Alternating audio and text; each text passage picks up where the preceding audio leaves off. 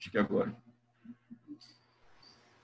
Então, vamos lá abrir o material onde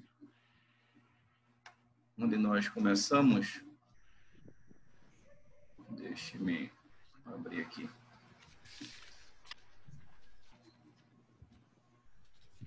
Estão conseguindo ver bem aí? Ok. Tranquilo? Conseguindo gravar, Roselito? Tranquilo? Tranquilo. Tá gravando. Beleza.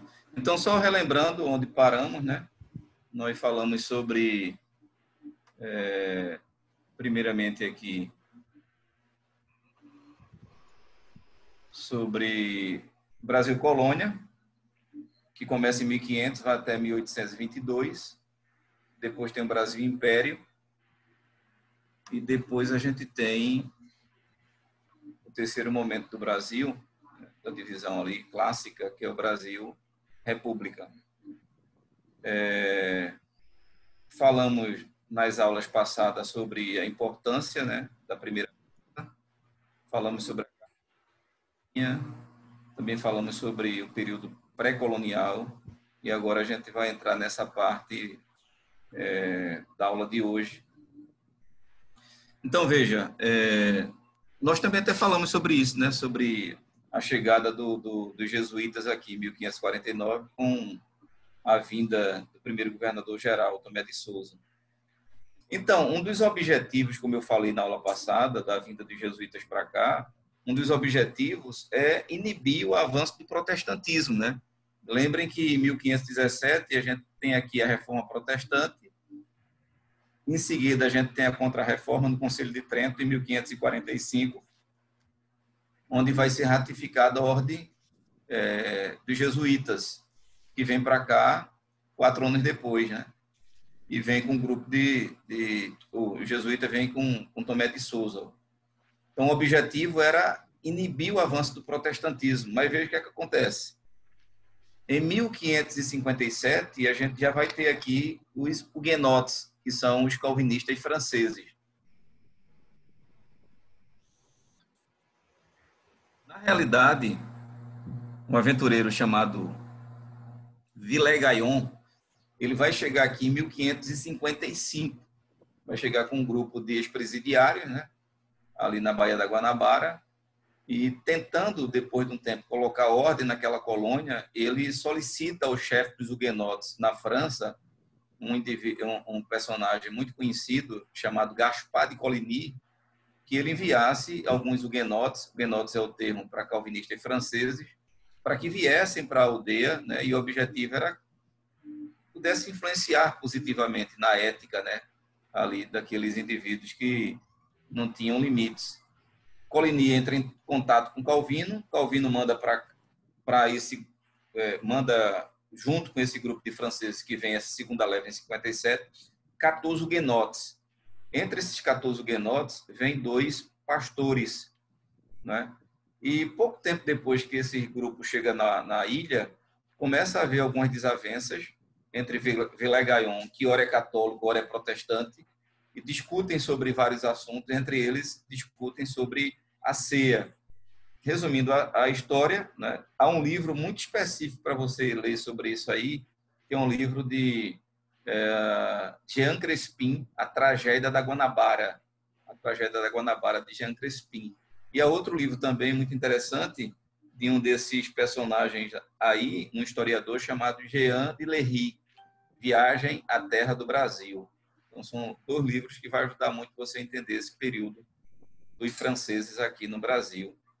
Então, havendo essas desavenças, Villegagnon expulsa esses franceses calvinistas, né, juntamente com outros que vieram.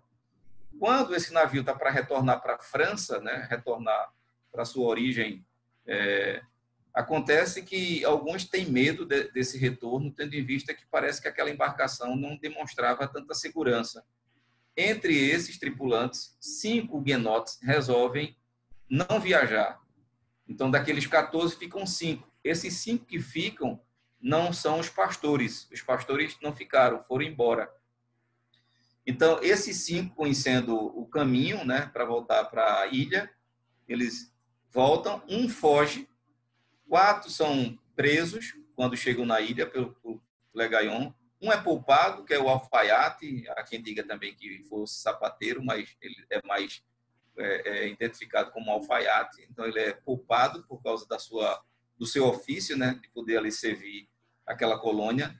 E 3 desses, né, eles, diante das desavenças teológicas que tinham com o Le Gaillon, passaram a ter, eles foram incumbidos de fazer uma espécie de documento declarando a sua fé.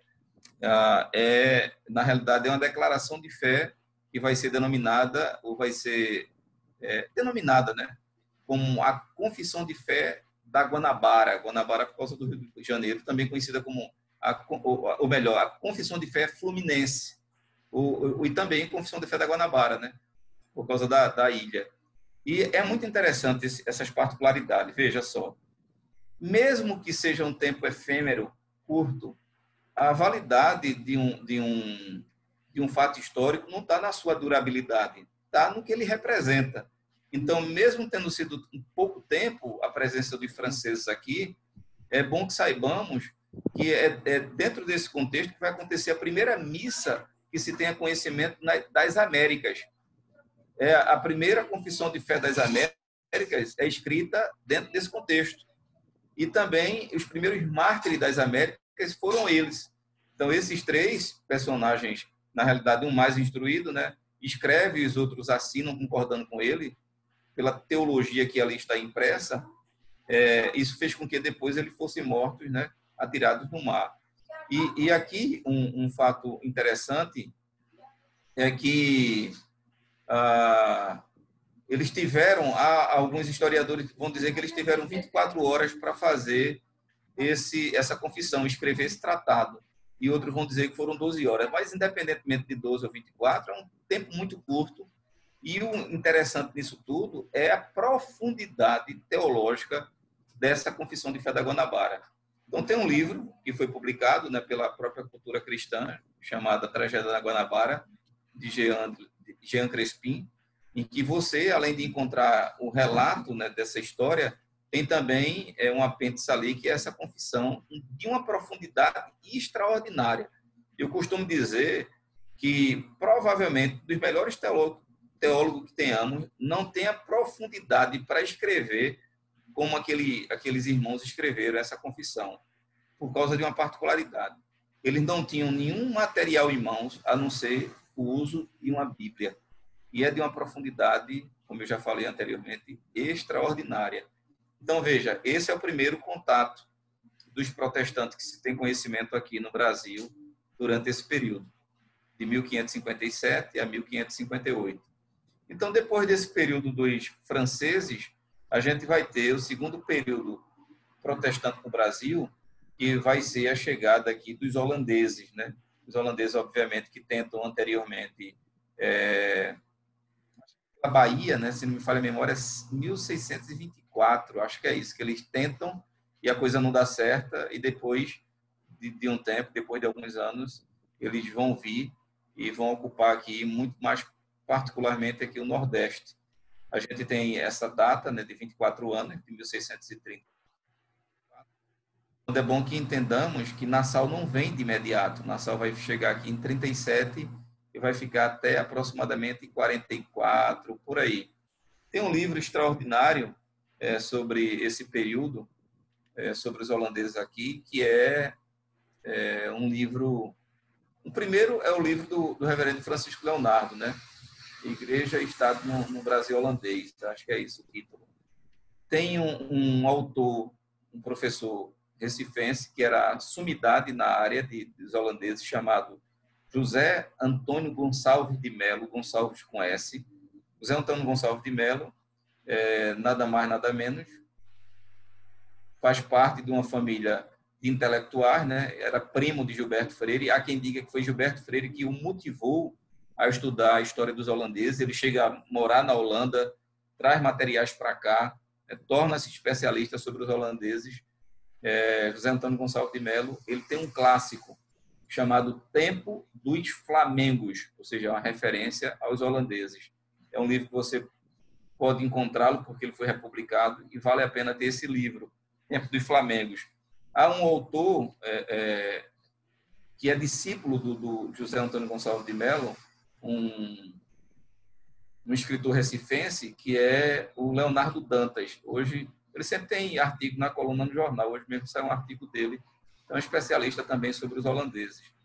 Então, a presença dos holandeses ela é de suma importância, tendo em vista que, mesmo que de imediato, né, vindo na condição de invasores, expulsando e tirando todos os pertences da religião católica e aproveitando os espaços culticos, né, agora para a realização dos seus cultos protestantes, isso é fato, inegável, tirando os sinos, mandando para a França, ou melhor, mandando para a Holanda e para outros países, para que aquilo ali fosse para a fundição, né, derretido aquele bronze, para que fosse feito armas. Mesmo que isso tenha acontecido, é com a presença de Nassau que a gente vai ter um período de tolerância religiosa. Por exemplo, aqui em Recife, a gente tem uma rua muito conhecida, naquele espaço chamado como Recife Antigo, né, onde Maurício Nassau fez aquela ponte, a primeira ponte construída das Américas, que se tenha conhecimento. E ali tem uma rua muito conhecida chamada Rua do Bom Jesus, ou Rua dos Judeus, onde não muito tempo foi descoberta a primeira sinagoga ali, construída na época do governo de Nassau, mostrando a tolerância que existia por parte do seu governo a outras pessoas que tinham religiões diferentes da sua. Naquele projeto que eu falei, né, daquele tour que eu faço, a gente vai passando em todos esses lugares com os alunos. Quem sabe aí no futuro próximo, depois dessa pandemia, a gente não marca um encontro desse e alguns de vocês que moram perto, né, de Recife, mesmo que não necessariamente aqui em Recife, possa vir num feriado, trazer a esposa, alguns irmãos interessados da igreja, a gente estabelece tudo isso antes, né, e a gente possa fazer esse passeio para conhecer esses lugares que estão aí ao nosso alcance. Então, esses dois momentos do protestantismo, tanto o momento com os franceses como com os holandeses, é o que vai ser classificado como o primeiro momento do protestantismo, denominado de protestantismo de invasão. Invasão tendo em vista, né, a ideia de que isso aqui pertence a Portugal e a gente tem os franceses e tem os holandeses dentro de um ambiente, né, que não lhe pertence, como se pertencesse, né, por direito a alguém que também foi invadido o país, diga-se de passagem, relembrando pelos portugueses. Então, esse é o primeiro momento classificado como protestantismo de invasão. Eu vou correr para aqui de tempo para a gente ver as outras partes também. Nós temos quase não, né? Deixa eu ver. Quase 2 séculos, 1 século e meio aproximadamente, né? A vinda, depois desse acontecimento com os holandeses, a sua expulsão, né? A gente tem 1 século e meio aproximadamente da chegada da família real em 1808. É bom lembrar que esse feito é algo que se tenha conhecimento único, porque a história mostra que sequer... Alguém está escrevendo? Acho que bateram aí sem querer. A história tem mostrado que sequer um monarca, né, ele tenha visitado uma colônia que passou a lhe pertencer. Nesse caso, a família real, Dom João VI, a sua mãe, tida como Maria Louca, né, e a demais tripulação, eles não vieram somente conhecer essa colônia, né, que pertencia a Portugal, mas vieram morar aqui, tendo em vista que estão em retirada, né, fugindo ali da possível invasão de Napoleão Bonaparte, né? Obviamente que vocês devem lembrar, mas só relembrando, porque aqui a família real vem para cá, né? Porque Dom João VI vem para cá. Segundo historiadores, o Napoleão Bonaparte envia uma comunicação à rainha, né? Obviamente quem está assumindo nesse período é o seu filho, Dom João VI, para que os ingleses que ali estavam em Portugal fossem entregues a Napoleão. E como havia uma relação de amizade e tantos outros fatores que interessavam a Portugal, Portugal não dá a mínima para esse pedido de Napoleão. E Napoleão resolve mandar outra comunicação. A comunicação era mais ou menos assim: não precisa mais entregar os ingleses, porque nós estamos indo para aí, né? E aí não vai ser somente cativos ingleses, mas vocês também. Então, é dentro desse contexto que Napoleão, por ter uma fama já bastante propagada, causa medo em Dom João VI, na família real, e eles resolvem vir para cá, né? Conta-se que o medo foi tão grande que entre aqueles caixotes que ali estavam, né, por causa da correria para colocar ali no navio, a biblioteca, que valeria a fortuna, não somente no sentido financeiro, mas no sentido de riqueza histórica, né? Os caixotes daqueles livros ali da biblioteca pertencente à família real, por causa do medo da correria, acabou ficando no cais. Então, 2 anos depois da chegada da família real aqui, a gente tem algo importantíssimo, que é o acordo entre Portugal e Inglaterra. Eu vou abrir aqui um documento para que vocês vejam o teor desse acordo, né? Lembrem que durante esse período aqui, né, depois dos holandeses, a gente não tem presença de protestantes aqui, porque Porto era vigiado, né? Sabia-se quem chegava, sabia-se quem saía, e aqui protestante zero. Então, só com a chegada da família real, no acordo de 1810, é que esses acordos hão de contribuir para a vinda de protestantes para cá, tendo em vista a Inglaterra está fazendo esse acordo com Portugal, ou Portugal está fazendo com a Inglaterra, com o objetivo desse desenvolvimento nesse novo país aqui, pertencente a Portugal, tendo agora a família real. Tranquilo? Eu vou abrir outra tela aqui para mostrar que acordos foram esses. Mas antes de abrir, eu queria saber se vocês estão pegando toda a informação, se há alguma dúvida por enquanto sobre esse período que nós já mencionamos. Fiquem totalmente à vontade.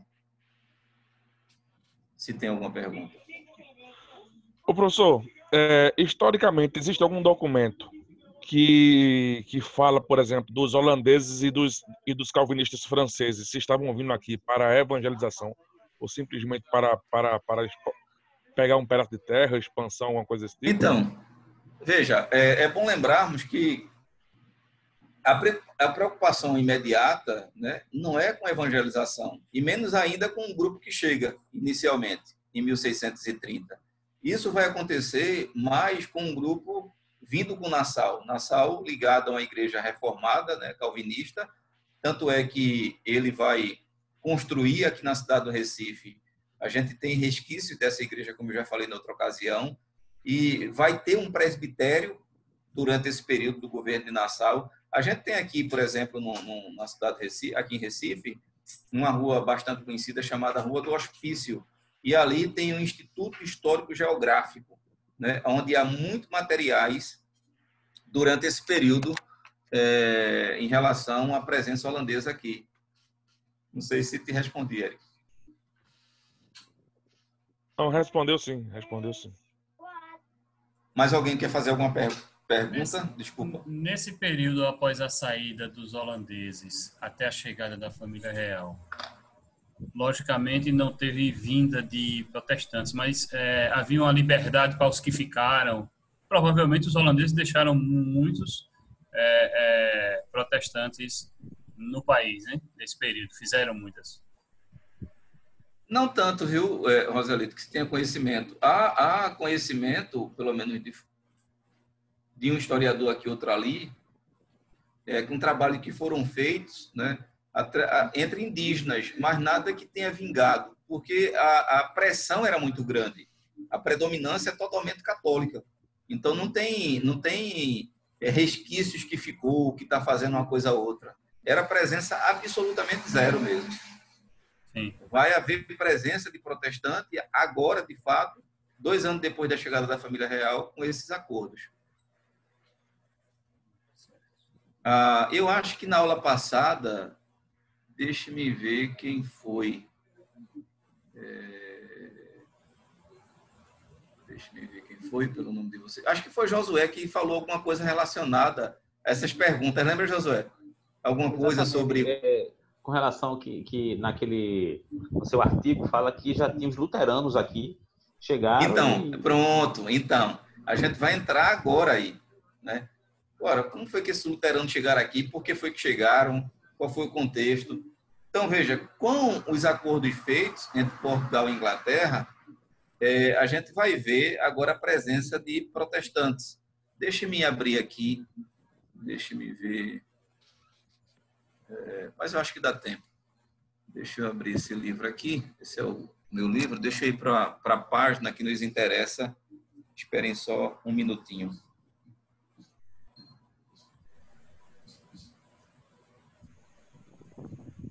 É rápido, viu? Só para a gente não perder tempo e...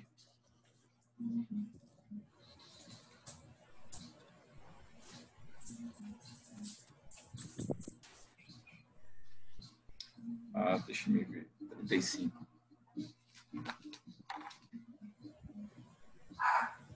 Estão vendo a página aí do livro?